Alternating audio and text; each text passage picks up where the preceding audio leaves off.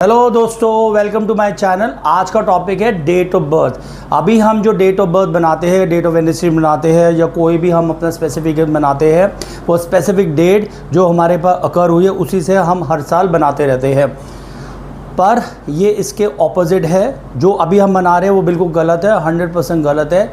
सही क्या तरीका है वो मैं बताता हूँ। शुरू करने से पहले मेरे चैनल को आप सब्सक्राइब कीजिए, लाइक कीजिए, नोटिफिकेशन और इसे शेयर करना मत भूलिए। और कुछ भी अच्छा लगे कमेंट करके प्लीज़ उसे ज़रूर लिखिए। आप समझते डेट ऑफ बर्थ, एक एग्जाम्पल से समझते डेट ऑफ बर्थ। उसके बाद उसका फंडा मैं आपको समझाऊंगा कि फंडा क्या है और आपको कॉन्सेप्ट समझ आ जाएगा और फिर आप अपना बर्थडे राइट डेट पर बनाओगे। सपोज एक डेट लेते हैं 11 अगस्त 1981। ये एक डेट ऑफ बर्थ है 11 अगस्त 1981। टाइम ले लेते हैं हम 5 o'clock AM सुबह के। तो इस दिन एक ह्यूमन ने बर्थ लिया। तो जब ह्यूमन ने बर्थ लिया होता है तो 9 महीने पहले, 9 months पहले सोल शरीर के अंदर एंटर कर जाती है। सोल कैसे एंटर करती है वो दूसरा टॉपिक होगा। अभी समझो सोल एंटर कर जाती है, उसको एक छोटा सा बीज मिलता है, उससे वो 9 महीने फैक्ट्री में प्रोडक्शन होता है और 9 महीने के बाद जैसे ही बाहर निकलता है उस पर पृथ्वी का इम्पैक्ट आता है। तो सोल और शरीर जैसी शरीर से बाहर निकले उसे हम डेट ऑफ बर्थ बोलते हैं। जैसी शरीर बाहर निकलता पेट से, उस दिन जो आपका मंथ होगा मासा, इसमें जो मासा था वो श्रावण मंथ था। श्रावण मंथ था। श्रावण मंथ आपका पूरा 30 दिन का होता है।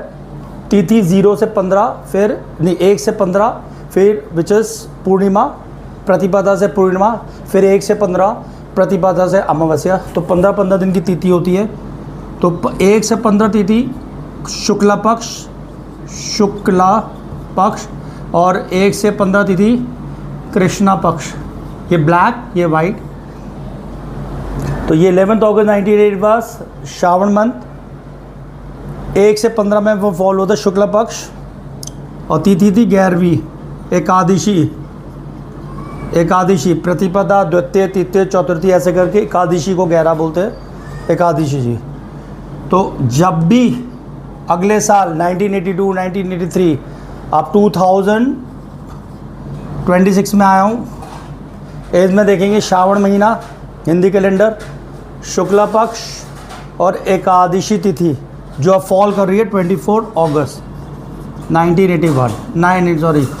2026।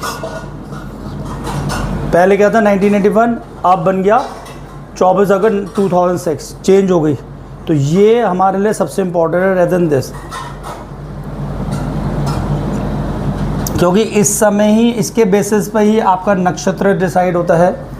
इसके बेसिस पे आपका D1 चार्ट बनता है। इसी के बेसिस पे आपका D16 चार्ट्स बनते हैं।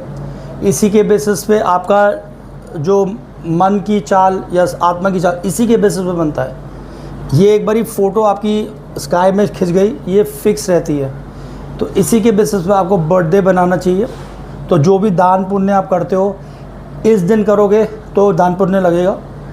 इस दिन करोगे, बर्थडे के नाम का संकल्प लोगे तो नहीं लगेगा, क्योंकि बर्थडे कोई और डेट है, कोई और मंथ है, कोई और पक्ष है, कोई और तिथि है।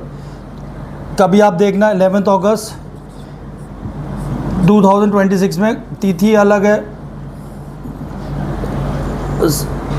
और पक्ष अलग है, ये सेम नहीं होगा।